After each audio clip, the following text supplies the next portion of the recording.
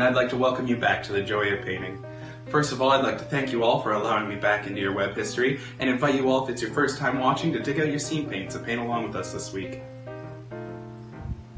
Today, we'll be going over scenic design and painting, the study of making all of those beautiful backdrops you'd see in all of those lovely little Broadway shows up in New York.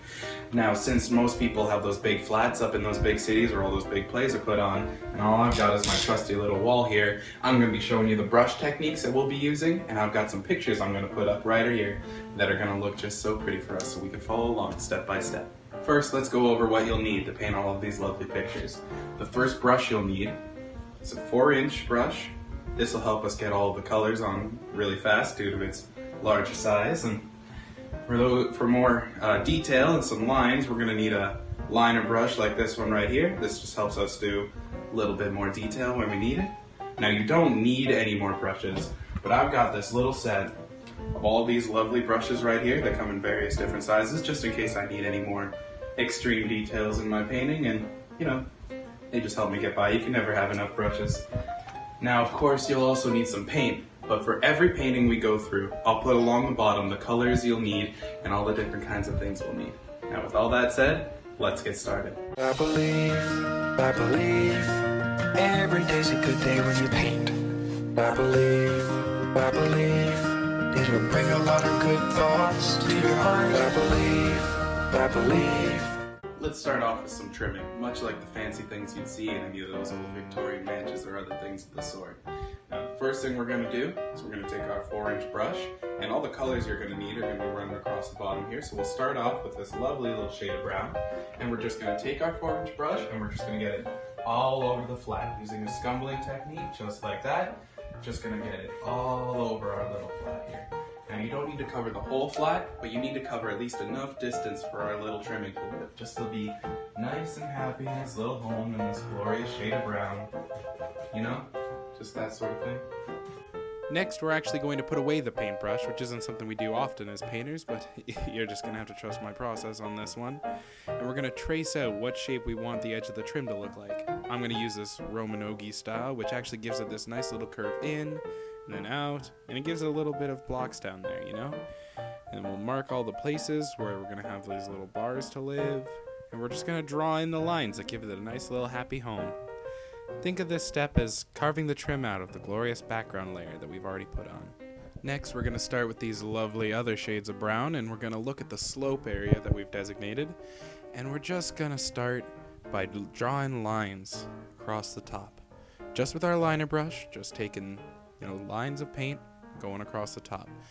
So we'll start with the darkest brown that we've got, followed by the second darkest, and then we'll go back to another layer of the base coat, and then the lighter shade, and then a really little bit of just the even lightest shade, and it creates this nice little gradient almost, but it's not quite there yet. As you can see, it's just a bunch of lines that are sort of not really blended very well.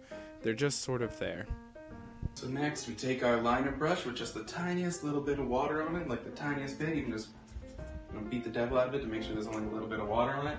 And we just take that and we just run it across wherever those lines meet, just to blend them together, you know? Get them all knowing each other well, get them mixing and mingling. After a while, it'll just sort of start to blend into this lovely little cone that you'll see there. Isn't that lovely, eh? And now, unlike other artists of a similar nature, I do have a tendency to make a few mistakes now and then, so I've developed this little thing that we call David Court cases that are going to pop up in this little corner here, and he'll just tell you where I've gone wrong and things you can improve on, maybe just give you a little pick-me-up, or if you're lucky, maybe he'll crack a little joke or something every now and then. But we're just going to keep on painting, and he'll help you out whenever I get into a little bit of a jam.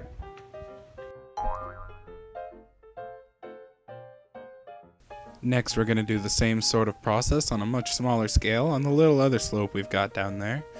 We're going to start with the darkest, then go through the darker, then another the base, and then another of the lighter, and we're going to stop at the very bottom at that lighter there, just to make it look like this is where the curve ends. Maybe use a little bit of the tint wash to tighten up a little bit of the brighter spots, but this will be about what it's going to look like. Next, we're going to take a little bit of water in our brush, and we're just going to coat the rest of the flat that we haven't touched up yet, like all these little bars here and the dentals down at the bottom. We're just going to cover those with water so that they'll take in a bit more of the color that we're going to use, because it's been a while since they've had a little bit of a drink, so they haven't tasted a bit new paint. So we're just going to cover them up with just a little bit of water, as you can see.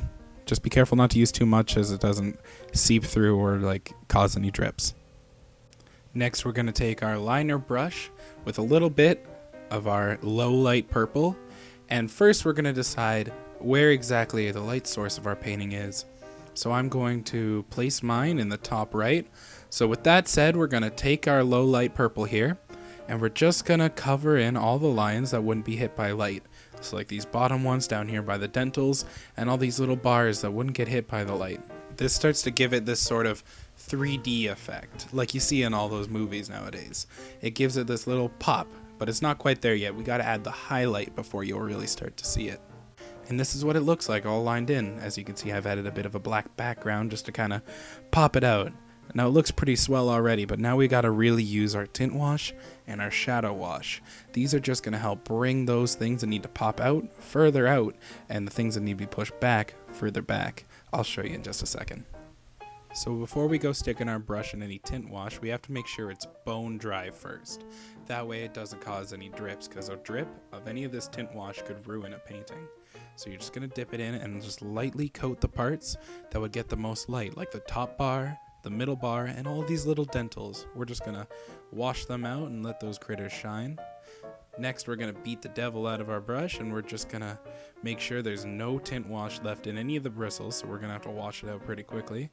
And we'll take a bit more of our shadow wash, and we'll just cast little shadows below the middle bar and behind all those dentals. These are really going to give it that 3D effect.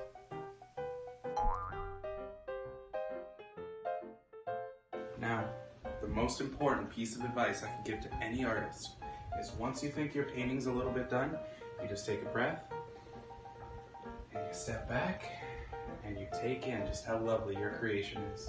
Look at this lovely little piece of trim that we've created together. Isn't it lovely?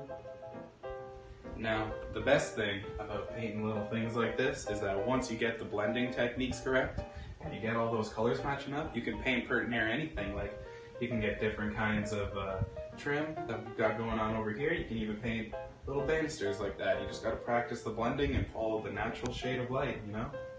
All you got to do is believe in yourself, and you can paint pretty near anything.